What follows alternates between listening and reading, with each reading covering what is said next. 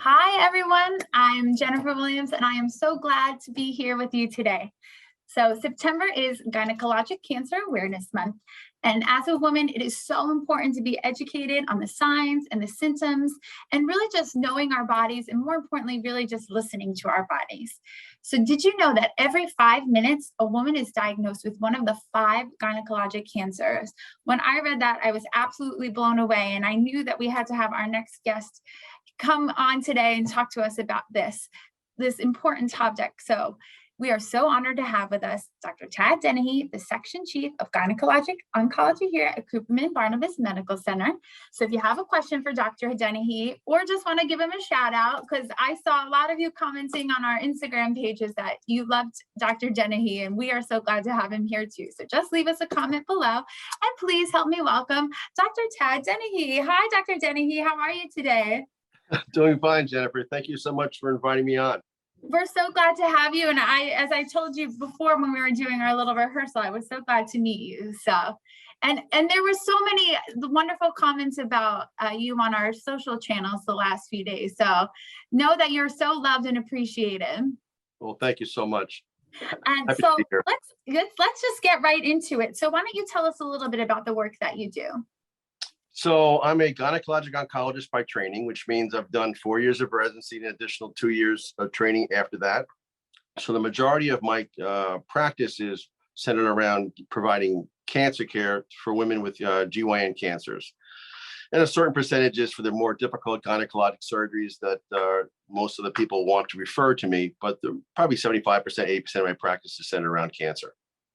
And so when we talk about gynecologic cancer, what cancers are we looking at? So not breast cancer. So it'll be everything else that's with women. So that would be uterine cancer, ovarian cancer, cervical cancer, vulvar cancer, and the rare vaginal cancers and tubal cancers. Those are the majority of the cancers I deal with. And so you were telling us before that the main ones are, you said? The great ones are going to be uterine cancer, endometrial cancer, and ovarian cancer that most people are familiar with. Okay. And of course, cervical cancer as well. Mm-hmm. Those are the top 3. So what are the signs and symptoms that we should be looking out for? Well, let's break it down to organ. Okay, so we'll talk about cervical cancer. So cervical cancer is a cancers for the most part that are virally induced, which means they come from HPV.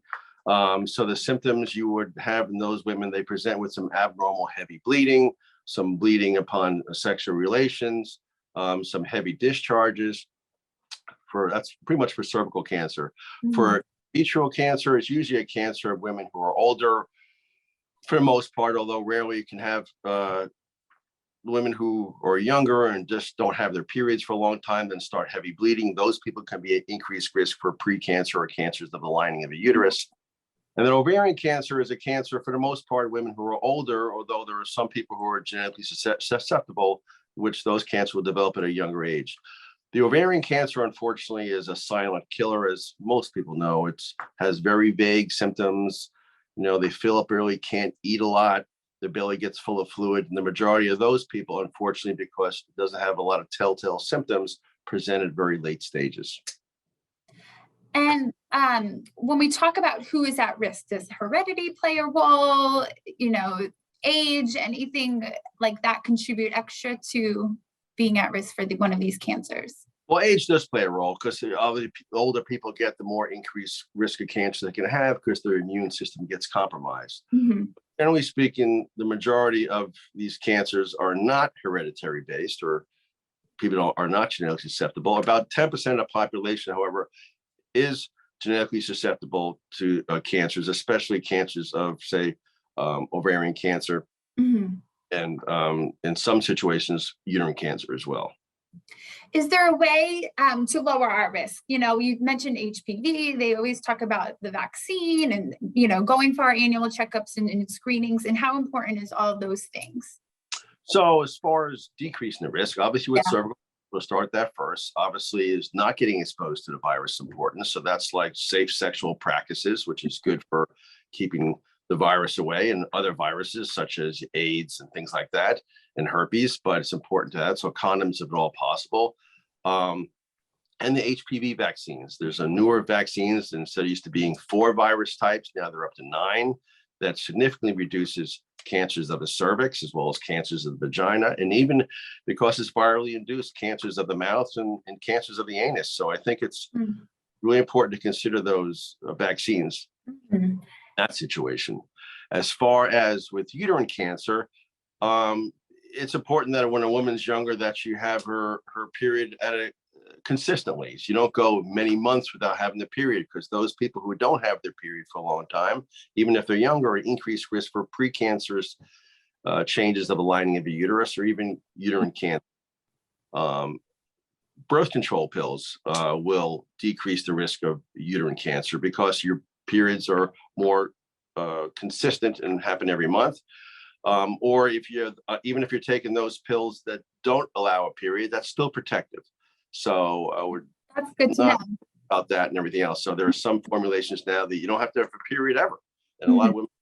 So, but that's very protective against uterine cancer.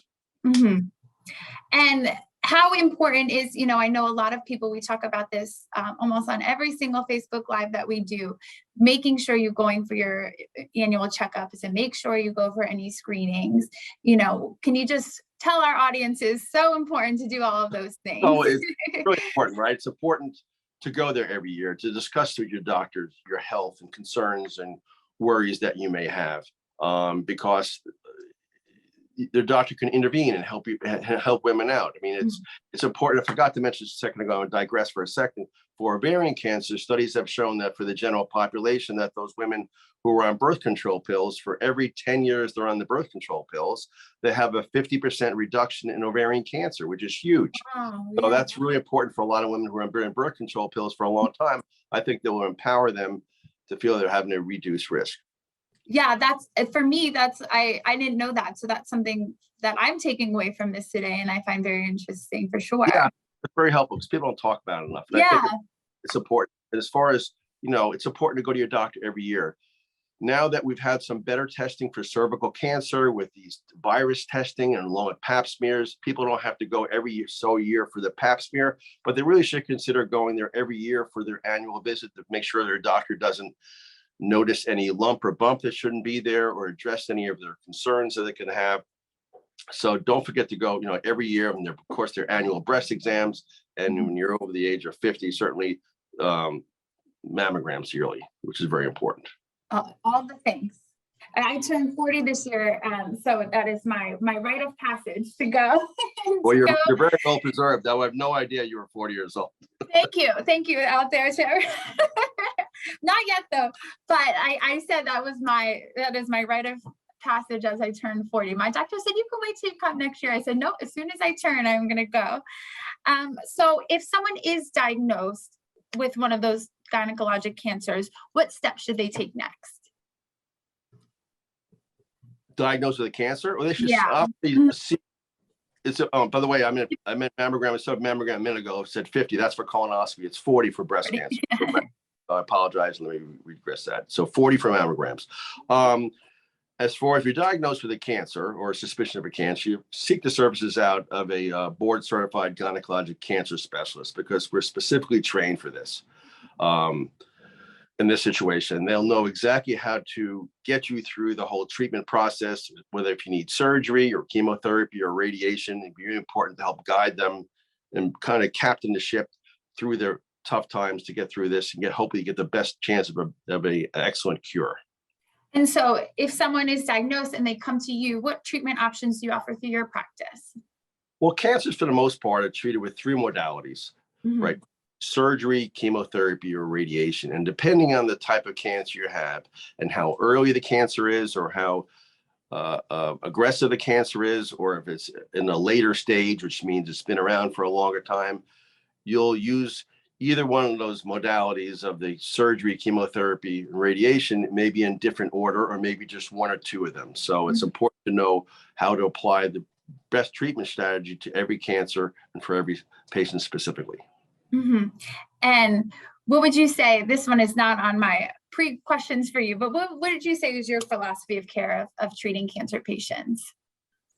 I think putting the patient first, and really talking to the patient, discussing them, all the options they have, and let them be an integral part of their decision-making to make sure that they understand what the options are available and don't feel that they're losing control. Because I think it's most important that patients have a great attitude going through their cancer treatment.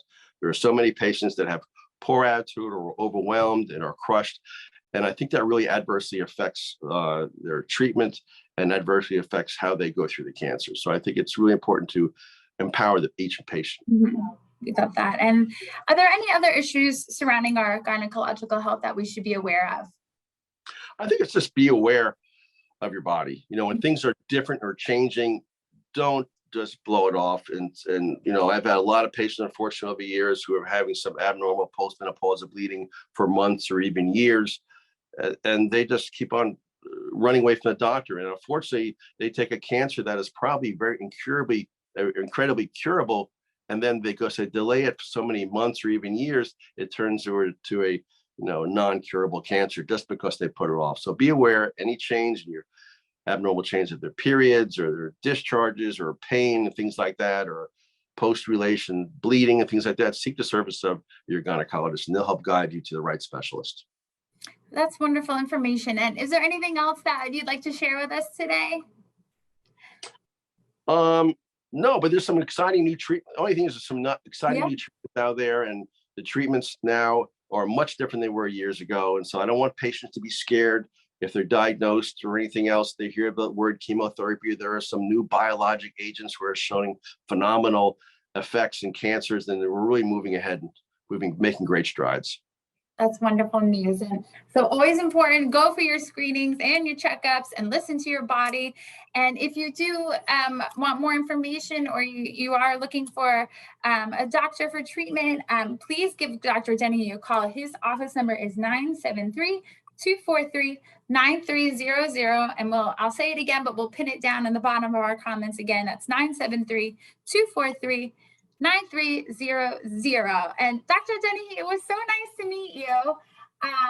Thank you so much for taking time to do this today. Likewise, Jennifer, a pleasure and honor. Take care. Thank you so much. Goodbye, everyone. Stay safe.